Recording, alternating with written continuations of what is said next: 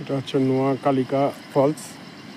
দেখো এখান থেকে হচ্ছে জল পড়ছে ঝর্নার, নিচটা একদম সবুজ হয়ে আছে, মানে নীল বলতে পারো, সবুজও বলতে পারো, কারণ কেন একটা দারুণ কালার। দেখো এই দিক দিয়ে এভাবে বয়ে যাচ্ছে, বয়ে যাচ্ছে। আর এদিকে দেখো যে নিচে দেখো মেঘ দেখা যাচ্ছে, আমরা মেঘ অনেকটা উপরে আছি, মেঘের উপরে আছি দাঁড়িয়ে, মেঘ আমাদের নিচে আছে। এতদিন আমরা মেঘের নিচে থাকতাম, আজ মেঘ আমাদের নিচে আছে, তাই আর কি, মানে এটাও দেখার একটা সৌভাগ্য। ঠিক আছে, অনেক সময় যারা হয়তো প্লেনে যাতায়াত করে তারাই হয়তো এই ফিলিংসটা বুঝতে পারবে, বা পাহাড়ে যারা যাতায়াত করে তারাই ভালোভাবে বুঝতে পারবে।